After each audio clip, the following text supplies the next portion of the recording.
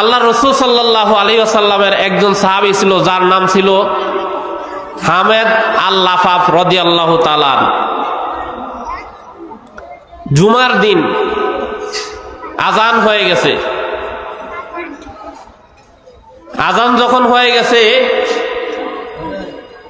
এখন ওনার তিনটা জরুরত খুব বেশি প্রয়োজন। এক নম্বরে তার ঘরের মধ্যে খাবার নাই। এই ঘরের খাবার যেটা তিনি ব্যবস্থা করেছেন তা হলো আটা আছে, যে আটাগুলো ভাঙানোর জন্য, গম ভাঙানোর জন্য মিলের মধ্যে দিয়ে আসছেন। এটা আনতে হবে, আনলে ঘরের মধ্যে রান্না করবে, রুটি বানাবে, তারপরে দুপুরে খাবে। এটা এক নাম্বার জরুরত। দুই নাম্বার জরুরত হলো তার একটা পোষা গাধা ছিল, যেটা তিনি ব্যবহার করতেন, ওনার কাজে ব্যবহার করতেন। দীর্ঘদিন যাবৎ উনি ওনার কাজে ব্যবহার করেছেন, গৃহপালিত গাধা। এই গাধাটা হঠাৎ করে কোথায় চলে গেছে বলতে পারে না, এটা নিয়ে ওনার মধ্যে পেরেশান। তিন নাম্বার জরুরত হলো তার কিছু জমি ছিল, জায়গা ছিল, ফসল করেছে। রোদ্রের খরতাপে ফসলের মাঠ চৌচির হয়ে একবারে ফেটে গেছে, সেখানে পানি দেওয়া খুব জরুরি দরকার। এই তিনটা জরুরি তার জন্য খুব দরকার। এখন উনি কোনটা ফেলে কোনটা কাজ করবে উনি চিন্তা করতেছে, পেরেশানির মধ্যে আছে। কি গাধাকে খুঁজবে, না মেল থেকে আটার বস্তা আনবে, বাড়িতে খাবার রান্না করবে, সবাই মিলে খাবে, বাচ্চা কাচ্চারা খাবে এবং পানি দিবে। এই তিন পেরেশানি নিয়ে যখন নাকি উনি অস্থির হয়ে আসে, ঠিক সেই সময়ে জুমার আজান দিয়ে দিছে। বিশ্বনবী মুহাম্মদুর রাসূলুল্লাহ সাল্লাল্লাহু আলাইহি ওয়াসাল্লামের প্রিয় সাহাবী হামেদ আল-লাফাফ রাদিয়াল্লাহু তাআলা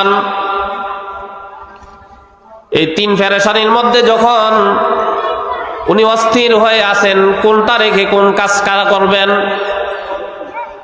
মিল থেকে আটা আনবেন নাকি জমির মধ্যে পানির সেচের ব্যবস্থা করবেন, না তার দীর্ঘদিনের অতি প্রয়োজনীয় যে গাধা হারিয়ে গেছে সে গাধা খোঁজার জন্য উনি বাড়ি থেকে বের হবেন।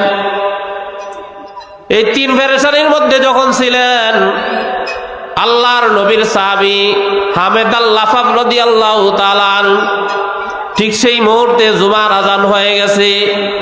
জুমার আজান যখন ওই সাহাবীর কান্নকুহরের মধ্যে পৌঁছেছে, এই তিন কাজের একটা কাজও তিনি করলেন না।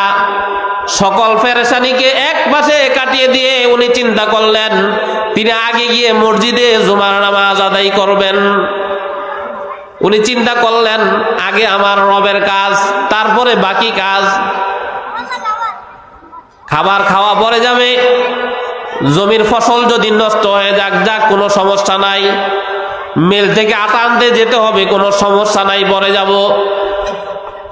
প্রয়োজনে একটু সময় কষ্ট করব, তারপরও জুমার নামাজের যেহেতু আজান হয়ে গেছে, সবার আগে গিয়ে মসজিদে গিয়ে আমি উপস্থিত হব।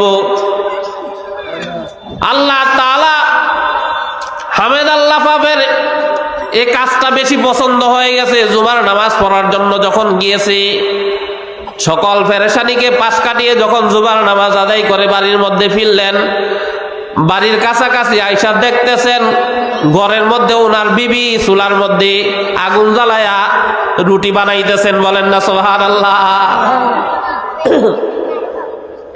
ঘরের মধ্যে দেখলেন যে রুটি বানাইতেছে, রুটি দেখা যাইতেছে এবং চুলা থেকে আগুন ধোঁয়া বের হচ্ছে, উনি দেখতে পেলেন। আশ্চর্য হয়ে গেলেন, কি ব্যাপার? আটা তো মিলের মধ্যে রাইখা আসছি, গম রাইখা আসছি মিলের মধ্যে, এখনো বস্তা আনি নাই। নামাজের আগ পর্যন্ত ক্ষুধার যন্ত্রণায় আমি নিজেও ভুগতেছিলাম, আমার বাচ্চা কাচ্চারা ভুগতেছিল, আটা আসলো কোথায় থেকে? উনি ঠায় দাঁড়িয়ে থাকলেন। কিছুক্ষণ পরে ঘর থেকে বিবি বের হয়ে বলতেছে, ও আল্লাহর নবীর সাহাবী, তুমি এখনো দাঁড়িয়ে আছো? তুমি যখন মসজিদের মধ্যে গমন করতে গিয়েছ, মসজিদে যখন জুমার নামাজ আদায় করার জন্য বাড়ি থেকে বের হয়ে মসজিদে গিয়েছ, কিছুক্ষণ পরে আমার বাড়ির গেটের কাছে এসে দেখলাম কে যেন ঠক ঠক করে আওয়াজ দিতেছে। আমি কাছে গিয়ে গেটের কাছে গিয়ে দেখলাম কিছুক্ষণ আগে যে গাধাটা হারিয়ে গেছে সেই গাধাটা শিং দিয়ে এই গেটের মধ্যে আওয়াজ করতেছে। বলেন না সুবহানাল্লাহ। যে গাধা খোঁজার জন্য আপনি পেরেশানি ছিলেন, সেই গাধা নিজে অটোমেটিক বাড়ির কাছে এসে আমাদের গেটের কাছে এসে শিং দিয়ে গুতাচ্ছে, আওয়াজ দিচ্ছে।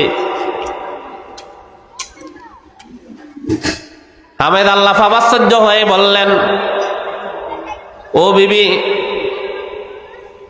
এটা তো বুঝলাম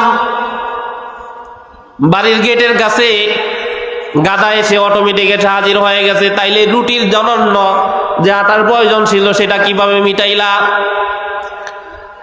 আল্লাহর নবীর সাহাবী হামেদ আল লাফাফকে তার স্ত্রী বলতেছে, আপনি যখন মসজিদে চলে গিয়েছেন, কিছুক্ষণ পরে আমার বাড়ির গেটের কাছে যে প্রতিবেশী আছে, বাড়ির পাশে যে প্রতিবেশী, সে আটার বস্তা এনে আমার ঘরের সামনে এনে উপস্থিত করে বলতেছেন, আমারও আটার বস্তা মেলের মধ্যে ছিল, ওই মেলের মধ্যে আমার আটার বস্তা মনে করে আমি আপনাদের আটার বস্তা মাথায় করে নিয়ে আসছি। আপনার আটার বস্তা মাথায় করে নিয়ে এসে আমার বাড়ির গেটের মধ্যে এনে আমার প্রতিবেশী বলতেছে ভুল করে নাকি আমার আটার বস্তা উনি নিয়ে আসছে, সেজন্য আমার আটা দিয়ে আমরা রুটি বানাচ্ছি, আপনি যেটা মেলের মধ্যে রেখে আসছেন। হামেদ আল্লাহ আশ্চর্য হয়ে উনি ঠায় দাঁড়িয়ে থাকলেন। কিছুক্ষণ পরে উনি বাড়ি থেকে বের হয়ে যখন জমির দিকে, তার পাশেই জমি ছিল, জমির দিকে তাকাইলেন, তাকিয়ে দেখতেছেন জমির মধ্যে পানি টইটুম্বুর হয়ে গেছে। আল্লাহু আকবার। যেই জমিতে পানি দেওয়ার প্রয়োজন ছিল সেই জমি ভরপুর হয়ে গেছে। কাছে গিয়ে উনি দেখলেন ওনার জমির পাশে যার জমি ছিল, ওনার ওই সেখানে সেচের ব্যবস্থা করেছে, পানির ব্যবস্থা করছে। তো পানির আইল কেটে যখন ওনার ওই পানি ওই প্রতিবেশীর ক্ষেতের মধ্যে ঢুকতেছিল, ওই প্রতিবেশী বাড়ির মধ্যে আইসা ঘুমাই গেছে গা। ঘুমাই যাওয়ার কারণে তার জমির মধ্যে পানি বেশি হয়ে আইলের উপর দিয়ে এসে হামেদ আল লাফাফের জমির মধ্যে পড়েছেন। আল্লাহু আকবার।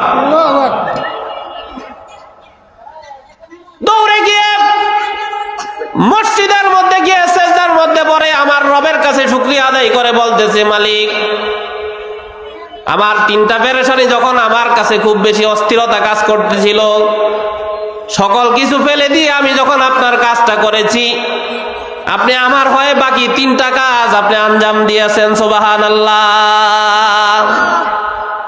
আপনার কাজ আমি করছি আর আপনি আমার তিনটা কাজ যেভাবে হোক আপনি করে দিয়েছেন। আটার বস্তা আমি যেখানে আনার কথা সে জায়গায় আমার প্রতিবেশী ভুল করে আটার বস্তা নিয়ে আইসা বাড়ির মধ্যে উপস্থিত করেছেন। যেখানে পানি দেওয়ার কথা সেখানে পানি আমি দিতে পারি নাই, প্রতিবেশীর ক্ষেতের মধ্যে পানি বেশি হয় আমার ক্ষেতের মধ্যে চলে আসছে, আটকাতে পারে নাই। যেখানে গাধাকে আমি খোঁজার কথা সেখানে গাধা নিজে এসে আমার বাড়িতে উপস্থিত হয়ে গেছে। এটা আপনার হিকমত ছাড়া আর কিছুই হতে পারে না। আল্লাহর কাজ যখন আল্লাহ বান্দার করে, মহান রব্বুল আলামিন ওই বান্দার নিজে দায়িত্ব নিয়ে নেয়। বলেন না সুবহানাল্লাহ। অনেকে পেরেশানির মধ্যে থাকে, যেমন মসজিদে আজান হলে দেখবেন সব কাজ তখন আইসা একসাথে হয়, এই কাজ ফালাই দেয়া যাই না, একটু পরে যাই না, এই কাজটা সেরে যাই, এটা খুব গুরুত্বপূর্ণ কাজ।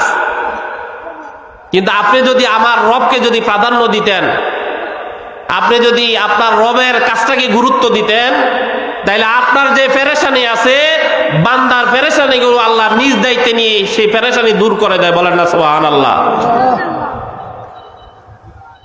আজ এই হাদিস থেকে এটাই শিক্ষা পাওয়া যায়, আজ থেকে যে কোনো কাজ যদি সেটা নামাজের ওয়াক্ত হয়ে যায়, সেটা মসজিদ থেকে আজান হয়ে যায়, আজানের পরে সকল কাজকে এক পাশে রেখে আমি আমার রবের কাজ যদি করি, বাকি কাজ আমার আল্লাহ করে দিবে। আল্লাহ আমাদেরকে তৌফিক দান করো, সবাই বলি আমিন।